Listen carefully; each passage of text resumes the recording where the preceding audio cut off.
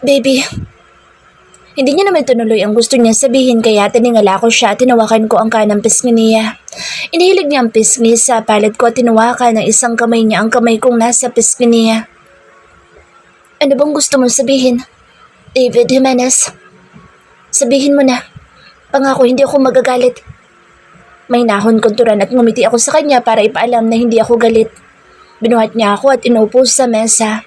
Hawak niya pa rin ang bewang ko. Nakatayo siya sa pagitan ng mga hita ko. Nararamdaman ko ang init na nagmumula sa kanya.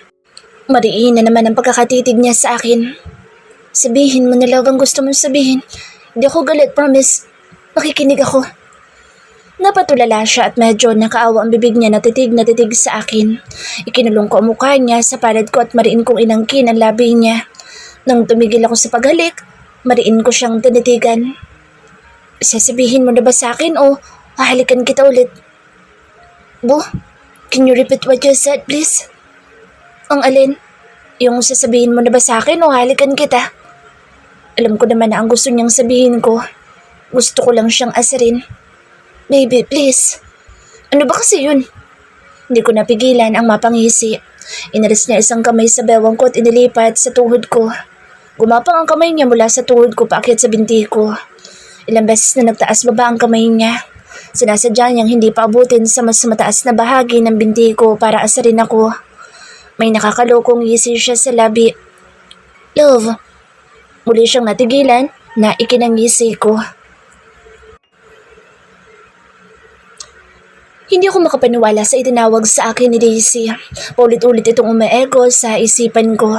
The word itself gives overwhelming emotions to me. It's so sexy the way she called me love. It deeply touched my heart. I giggle just at the thought of it. Makailang beses kong pinaulit-ulit sa kanya. Binuhat mo ko. Baka mapano yung braso mo. Sabihin mo na kasi love kung ano nangyari dyan. Malambing niyang sambit. She locks her arms around my neck. I gaze at her beautiful eyes. Nakaupo pa rin siya sa mesa. Bagyang nakabuka ang hita niya dahil nakatayo ako sa pagitan noon. Kinabig ko siya palapit sa katawan ko. Napasinghap ako nang maramdaman ang init na nagmumula sa gitna ng mga hita niya. Nagiinit at nasasabik na ako maangkin siyang muli. Bo, I want you so bad. Please, let me make love to you. Bulong ko sa tenga niya. She giggles nang marahan kong hinalikan ang tenga niya. Nakikiliti ako, love. She giggles again. Maganda na bang pakiramdam mo? Paano ang braso mo? Malambing niyang tanong habang hinahaplos niya ang braso ko. Baby, maayos na ako. I can endure the pain in my arm but I cannot endure the pain in here. Itinuro ko ang kahandaan ko na kanina pa gustong makawala sa loob ng shorts ko. She grinned and gazed at me.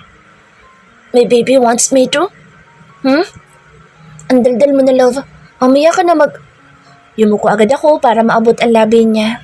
Hindi ko na hinintay na matapos ang sasabihin niya. Hinawakan niya ang bato ko at kinabig ako palapit sa kanya. At isang maalam na halik ang pinagsaluhan namin. Ang mga tunog ng mga labi namin ang maririnig sa buong kusina. Bu? Lumulok ako para mawala ang bara sa lalamunan ko at masabi ko na matagal ko na itinatago. Love, sabihin mo na. Kanina ka pa may gusto sabihin. Ano ba yun? Promise hindi ako magagalit. Tungkol ba sa babaeng harin? I love you, Daisy Ramirez. Hindi siya nagsalita o gumalaw man lang. I can feel the tension in her body. Ilang minuto nang hindi siya gumagalaw o nagsasalita. Nakatingin sa TV na animoy mahalaga ang pinapanood kahit hindi naman bukas ang TV. Gulat na gulat pa ako nang bigla siyang tumayo at mariin akong tinitigan. I swallowed hard while staring at her naked body in front of me.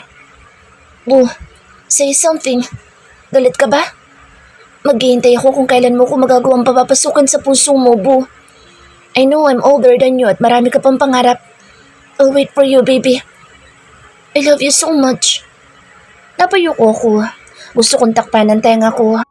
Ayokong marinig ang sasabihin niyang hindi niya ako gusto o hindi niya kayang suklian ang nararamdaman ko. Natatakot akong marinig na sabihin niyang hindi niya ako mahal. For the first time, I got frightened of someone. Bakit tayo mo kong tingnan? Ganyan ba nagtatapat ng pagmamahal? Yuyo ko at wala nang ibang gagawin? Mabilis akong tumingala sa kanya. She smiled sweetly at me. Umupo siya sa kandungan ko at inangkin ang labi ko ng mabilis. Mahal na mahal din kita, love. Bago pa ako umalis noon sa kondo mo at bago pa ako mamulat sa mga bagay-bagay sa paligid ko, lagi mo nang pinakakabog ang puso ko. Baby, mautalo-talo ko pansambit. Hindi ako makapaniwala na mahal niya rin ako. Niyakap ko siya na mahigpit at inangkin ko ang labi niya ng matagal. I love you, boo. Isang buwan na nang magkaayos kami ni Kuya Ta. Nakasanayan ko nang tawagin siyang Kuya Ta at may mga araw na inis siya tuwing tatawagin ko siyang Kuya Ta na ikinatutuwa ko tuwing sisimangod siya at nagsusungit sa akin. Isang buwan na rin siyang nililigawan ako kahit sabihin kong hindi niya na kailangan gawin iyon pero ipinagpipilitan niyang gawin. Kaya ngayon sumasakit ang ulo ko sa mga ginagawa niya. Kakaibang David Jimenez kung manligaw ito. Katulad na nangyari kahapon sa opisina. Napakagwapo naman niya, mga beshi. Kung ganyan ang client ko, baka tititigan ko na lang siya habang kausap ko. Biglang lumug ang panty ko. Oo nga, sobrang hot at mukhang sobrang yaman. Bagay na bagay ang suot niyang suit, parang modelo. Ang ganda ng katawan. At kanina pa nalalaglag ang panty ko nang magawi ang tingin niya dito. Mukhang hindi naman client ang may dalang bulaklak. Napakaswerte naman ng babae niligawan niya. Sana ako na lang. Mga naririnig ko na usapan ng mga kasama ko na malapit ang cubicle sa akin. Hindi ko na pinagkaabalahan at tingnan dahil sa may importante akong papel na tinatapos. May kanya-kanya kaming cubicle sa office. Ang cubicle ko ay nasa bandang dulo kaya marami pang madadaanan bago ang sa akin. Laking gulat ko na may yumakap sa akin mula sa likuran at hinalikan ng buhok ko at pisngi ko. Nang tumingala ako, nakangiting mukha ni Kuya Ta ang nabungaran ko. Kuya Ta, anong ginagawa mo dito? Sa loob na isang buwan, lagi niya akong hatid sundo sa trabaho ko pero sa labas lang siya ng building. Kaya laking gulat ko na nasa opisina ko siya ngayon. Baby naman, Kuya Ta na naman. Baka isipin ng mga kasama mo, kapatid mo ko, lalo na ng mga katrabaho mong lalaki. At bakit naman ayaw mong isipin nila na kapatid kita? Pinipigilan ko ang mangiti dahil sa pagsimangot niya. Pinaikot niya ang swivel chair ko at nag-squat siya sa paanan ko. Kinulong niya ang mga kamay ko sa palad niya. Because your fellow workmate needs to know that you're mine, that you have a boyfriend, and you're not single anymore. I saw them staring at you while you were busy working. I want to punch them for staring at you. Hindi ko na mapigilan ang mapangiti. Hindi ko alam na ang David Jimenez ay may pagka-possessive at seloso. Marami ako mga kasamahan na lalaki sa opisina pero hindi ko naman pinapansin ang mga iyon. Love naman, wala ka naman dapat na ipag-alala. Wala naman akong pakaalam sa ibang lalaki. Paano ka nakapasok dito, love? May dala ka na naman na bulaklak? Wala na ako mapaglagyan sa apartment ko sa dami ng bulaklak na ibinigay mo. Araw-araw, may bulaklak siyang ibinibigay sa akin. Kahit ilang beses ko nang sabihin na wala na ako mapaglagyan. Tumayo siya at inalalayan niya akong makatayo. Ano na naman ang plano mo, love? Pinagtitinginan na tayo ng mga kasama ko. Hello everyone, I'm David Jimenez. And the woman beside me is the woman I love the most. My girlfriend, my world, my happiness, my everything. Kumalat ang init sa mukha ko. Pakiramdam ko'y pulang-pula na ang magkabila kong pisngi. Love, nakakahiya na... Nalalaki ang mga mata ko na ikulong niya mukha ko sa palad niya at inangkin ang labi ko ng matagal sa harap ng mga kasamahan ko sa trabaho. Nang bitawan niya ang labi ko, masasayang mukha at nagpapalakpakan ng mga tao sa paligid. May mga nagbubulungan at halatang mga kinikilig. Meron naman ng mga babae na makikita ang sobrang paghanga kay Kuya Ta na ikinaiinis ko kaya kumapit ako sa braso niya para ipakitang akin lang siya. Baby, how are you feeling? Tanong ni Kuya David na nagpabalik sa akin sa kasalukuyan. Hindi ako nakapasok ngayon sa opisina dahil kagabi pa masama ang pakiramdam ko. Nang sunundo niya ako sa trabaho kagabi, hindi siya tumigil ng pagkumbinsi sa akin na sa kondo niya kami uuwi. Kaya wala akong nagawa kundi pumayag dahil sa kakulitan niya. Medyo okay na. Nahihilo pa rin ng konti, love. Makamaliit ka na sa pagpasok. Nang sulyapan ko ang oras, nagulat pa ako nang magna 9 a.m. na ng umaga. Nakaraniwang oras ng alis niya patungong opisina. Bo, hindi ako papasok. Bakit? Di ba sabi mo kagabi may importante kang meeting ngayon? I don't care about that meeting. Hindi kita iwanan dito na mag-isa na may sakit ka. Napatingin ako sa kanya ng matagal at bigla na lang tumulo ang luha ko. 1 linggo na ako sobrang emotional at sensitive. Hindi ko maintindihan ang nangyari sa akin. Nang makita niyang umiiyak ako, nagmamadali siya lumapit sa akin at iniwanan ang laptop niya. Umupo siya sa tabi ko. Kinabig ako palapit sa kanya at mahigpit niya akong niyakap. What's wrong, boo? Gusto mo ba dalhin kita sa hospital? Malambing niyang tanong na lalong nagpatulo ng luha ko. Nagtuloy-tuloy ang buhos ng luha ko sa hindi ko malamang kadahilanan. Sobrang sayang nararamdaman ko sa pag-aalaga sa akin ni David. Pagmamahal niya na nagbibigay ng saya sa akin. Baby, you make me worry. Kinalas niya ang pagkakayakap sa akin. Ikinulong niya ang mukha ko sa palad niya. Inalikan niya ako sa pisngi, sa ilong at sa noo. At paulit-ulit niyang hinalikan ang labi ko ng mga magagaan na halik. Gamit ang magkabila niyang hilalaki, pinunasan niya ang luha ko habang nakakulong ang mukha ko sa mainit niyang palad. Ang init na nagmumula sa katawan niya ay nagpapakalma sa akin. Yumakap ako sa kanya. Sininghot-singhot ko ang amoy niya. Love, nagpalit ka ba ng pabango? Napakabango niya at ang sarap-sarap sa ilong ng scent niya. Muli kong idinikit ang ilong ko sa kanya at makailang beses kong sininghot ang napakabango niyang amoy. Nang tumingala ako sa kanya, matama niya akong pinagmamasdan. Ako din naman, nawiwerduhan sa mga nangyayari sa akin. Baby, are you alright? Nilayo niya ako ng konti sa kanya at sinusuri niya ang buong katawan. May hinahanap na kung ano. Napangiti ako at muli kong siyang niyakap. Napakabango niya talaga. I didn't change my perfume, baby. I still use the same perfume. Why? You don't like it?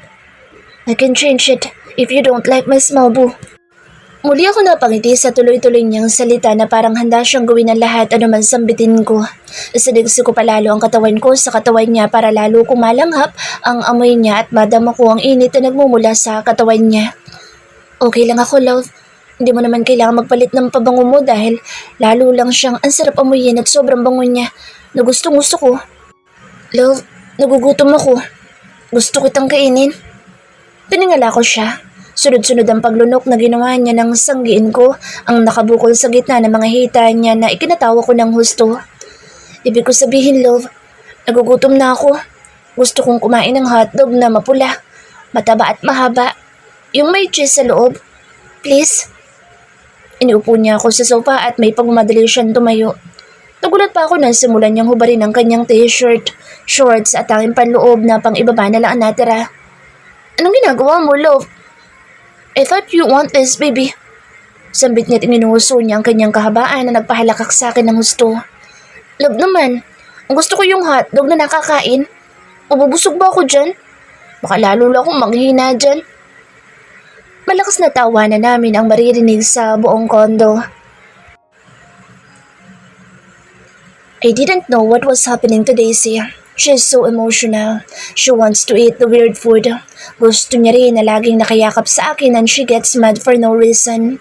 Naisip ko maybe she needs a break from work kaya hiningi ko sa boss niya ang 1-month vacation para makapag-relax siya na ikinagalit niya sa akin ng husto. 1 linggo na siyang galit sa akin at hindi ako kinakausap. Hindi rin ako pinatatabi sa pagtulog. I sleep in the other room kaya everyday puyat na puyat ako dahil hindi ako makatulog na hindi ko siya katabi. Pumapasok ako sa opisina na walang tulog tulad ngayong araw. Sunod-sunod na pagkatok sa pintuan na nagpagambala sa akin. Come in. Sir, they're waiting for you at the conference room. Okay, thank you, Miss Santos. Turan ko sa bago kong assistant na napapansin ko madalas niyang pagtitig sa akin. You may leave now. Mariin ko sambit nang hindi pa rin ito umaalis sa harapan ko at mariin pa rin nakatitig sa akin. I know the looks of a woman trying to flirt with me and I hate it. Kung dati puro paglalaro lang ang alam ko sa mga babae, not anymore. Dahil ayoko magalit sa Daisy sa akin. Lalo na ngayon na hindi ako nito kinakausap na nagpapabaliw sa akin. Pagkalabas ng assistant ko, kinuha ko ang telepono ko. Boo, I love you. Huwag ka na magalit sa akin, please. Mahal na mahal kita. Gusto mo ba na umuwi ako para sabay na tayo mag-lunch? I love you, Daisy Ramirez. Pagkatapos kong maipadala mensahe ko kay Daisy, iniwan ko ang telepono ko sa mesa. Tumayo ako mula sa swivel chair ko. Naglalakad na ako patungo sa conference room with my intimidating looks. Tinatanguan ko lang ang mga bumabati sa akin sa Jimenez Empire. I've been known to be arrogant, opinionated, and intimidating. They are terrified of my aura. Sa Daisy lang ang tanging babae na napapasunod ako. She is my gorgeous boss na kinatatakutan ko. Mabilis kong tinapos ang meeting. Bumalik ako sa opisina na masakit ang ulo dala ng pagod, puyat at pag-aalala kay Daisy. Umupo agad ako sa swivel chair. Sumandal ako at ipinikit ko ang mata ko hanggang sa makatulog ako. Masarap na pagmasahe sa ulo ko ang nagpagising sa akin. Feels so good. Sambit ko habang nakapikit ang mata ko. Nang imulat ko ang mata ko, gulat na gulat ako nang mabungaran ko ang mukha ng bago kong assistant sa likuran ko. Kahibla na lang ang layo ng mukha niya sa labi ko. What the hell do you think you're doing? Lumayo siya sa likuran ko. She sat on my lap and tried to kiss me. Mabilis kong iniiwas sa labi ko at mabilis akong tumayo kaya nahulog siya sa sahig. Wala akong pakaalam kung nasaktan siya. Get out! You're fired! Malakas ko sigaw. Hirap na hirap itong tumayo at iika-ika na naglakad palabas ng opisina. Nang mapasulyap ako sa may pintuan, nakaramdam ako ng kaba, takot at malakas na tibok ng puso ko na makita ko ang napakaganda mukha ng babaeng pinakamamahal ko. Hinarang niya si Miss Santos na lalong nagpakaba sa akin. Masakit ba ang pang-upo mo? Kasi naman huwag ka basta umuupo kay Tandang David. Masungit talaga yan, saka pala sigaw. Ayaw niya din ang basta nalang hinahawakan. Baby naman, tinawag mo na naman akong tanda. Hindi ko na natapos na sasabihin ko nang masama niya akong tanitikan kaya naitikom ko ang bibig ko. Ayos ka lang ba? Sana iwasan mo na lumandi sa boss sa susunod mong trabaho. Nakayo ko nagtuloy-tuloy na lumabas na opisina ko si Miss Santos. Malalaking hakbang kong nilakad ang pagitan namin ni Daisy. I locked my arms around her waist at makailang beses kong hinalikan ang buhok niya. I miss you, boo. Are you still mad at me? Hindi siya nagsasalita. Isinandal niya ang ulo sa dibdib ko. I was stunned when she pushed me away. Baby, baho ng amoy mo? Kumapit ang amoy ng babaeng yun sa'yo. Nagtatakbo sa Daisy patungo sa private room ko. Sinundan ko siya hanggang sa loob ng banyo at awang-awa ako sa itsura niya, napawisan na walang tigil na nagdududuwal. Lalapitan ko na sana siya nang pinigilan niya ako sa pamamagitan ng pagtataas ng kamay niya. Huwag kang lalapit sa akin. Baho ng amoy mo. Kumarin mo ang suit mo. Naguguluhan ako. Baka ilang beses ko pang inamoy ang sarili ko. Bu, hindi naman ako mabaho. Her eyes became narrow and she glared at me kaya nagmadali akong hubarin ang suit ko. Kumuha ko ng panibagong suit sa closet. Pagkatapos ko magpalit, nilapitan ko siya at hinagod-hagod ang ganyan likuran. Inilalayan ko siyang tumayo mula sa pagkakadukwang niya sa toilet bowl. Inipon ko ang buhok niya sa kamay ko habang naghihilamos siya ng muka. Gamit ang isang kamay ko, mabilis kong kinuha ang hand towel at pinunasan ko ang muka niya. Bu, are you okay? Dalhin na kaya kita sa ospital? Binuhat ko siya at inihiga sa kama. Mukhang nangihina siya sa dami ng naisukan niya. Hindi na nagsalita si Daisy. Ipinikit niya ang kanyang mata hanggang sa makatulog na ito. Kinumutan ko siya. Yumuko ako at dinampian ko ng mabilis na halik ang labi niya. Kinuha ko ang telepono ko. Tinawagan ko agad si Dr. Mendez at agarang pinapunta dito para matingnan si Daisy. Umupo ako sa gilid ng kama. Mataman ko siyang pinagmamasdan. Gamit ang likod ng palad ko'y hinaplos-saplos ko ang kanyang pisngi. Bu? Dahan-dahan siya nagmulat ng mata at nang maka-adjust sa liwanag. She sweetly smiled at me. Her smile always melts my heart. How are you feeling? Inalalayan ko siyang makaupo ng maayos sa kama. Medyo ayos na ako, love. Hinawi ko ang buhok niyang nakatabing sa mukha niya at inipit ko sa tenga niya.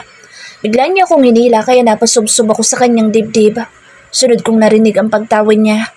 Napasingap ako nang tumama ang labi ko sa dibdib niya. I'm dying to touch it and kiss it. Isang linggo nang hindi kami nagdiniig. I miss her a lot. Hiling ko lang na sana hindi na siya galit sa akin. Dinampian ko ng halik ang dibdib niya bago ko umayos ng upo at mariin ko siyang tinitigan. Bu, hindi ka nagalit? May nahon ko sambit. Hinaplos niya ang pisngi ko. Ipinatong ko ang kamay ko sa ibabaw ng kamay niyang nasa pisngi ko. Umikit ako ng madama ko ang init na nagmumula sa palad niya. Nagmulat ako ng mata nang makarinig ako ng katok sa pintuan.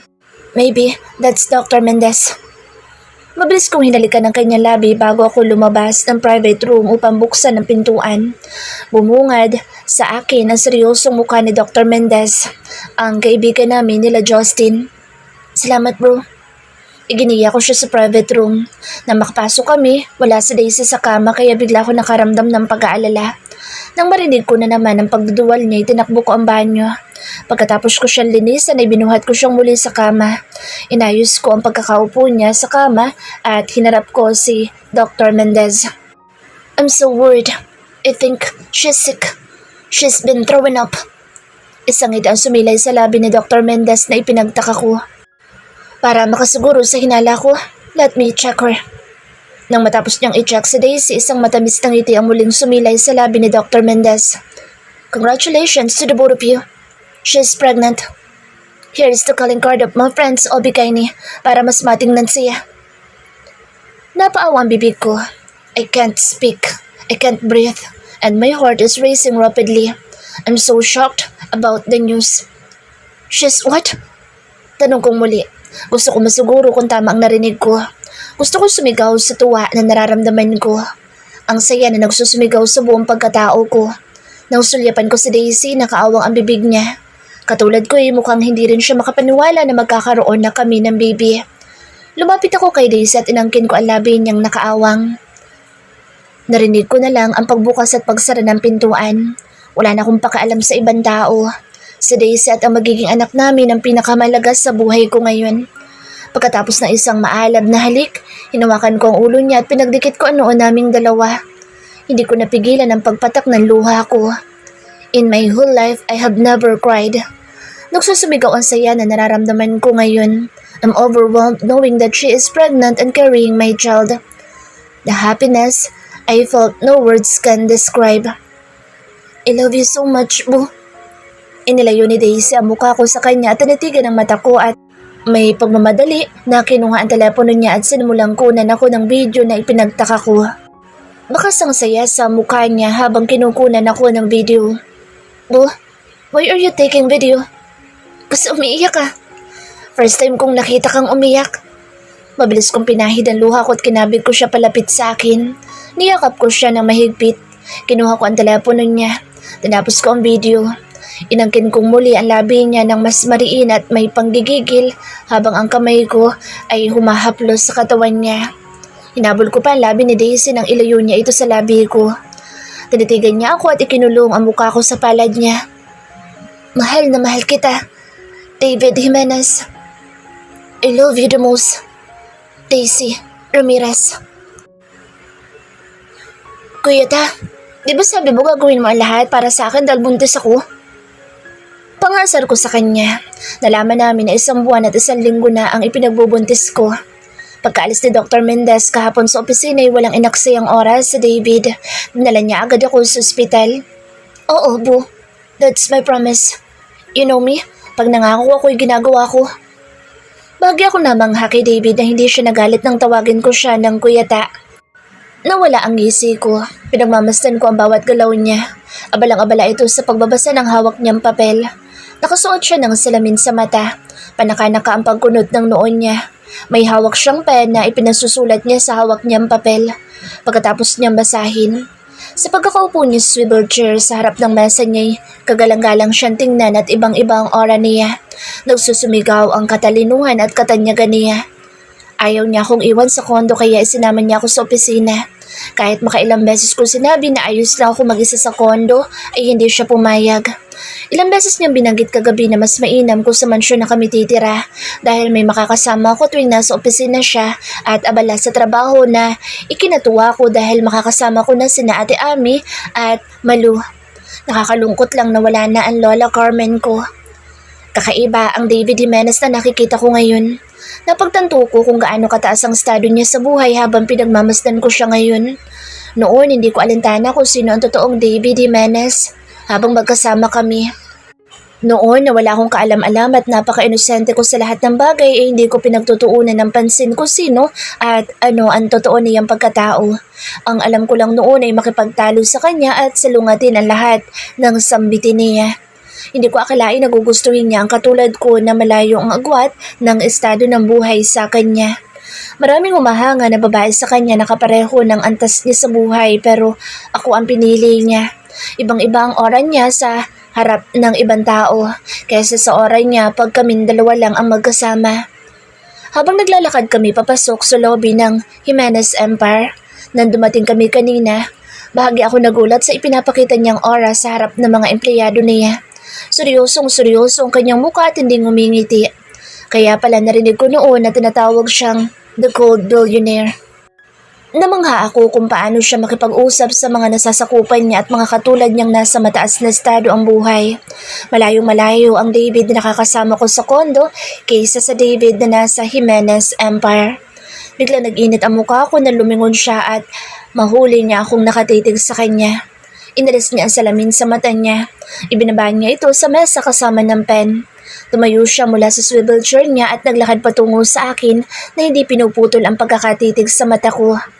Nang marating niya ang sopa na kinaroroonan ko ay nag-squat siya sa harapan ko.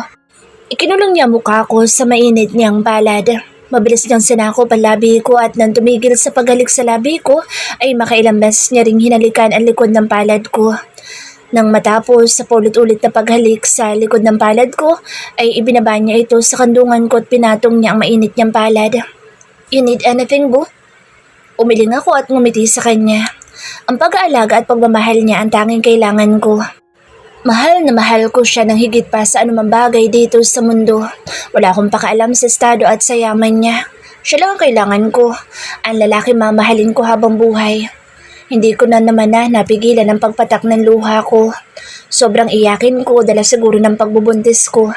Nakita ko ang pagkabahala sa kanyang magandang mata nang makita niya ang pagpatak ng luha ko. Boo, why are you crying? Ay masakit ba sa'yo? Let's go to the hospital. Mabilis kong pinahid ang luha ko at hindi ko napigilan ang pagtawa nang bigla siyang tumayo at natataranta sa pag-iyak ko. Tandang David, ayos lang ako. Matanda ka na talaga, masyado kang tarantahin. Pangaasar ko sa kanya. Nagsalubong ang kilay niya at mariin akong tanitigan. Ngumisi ako sa kanya.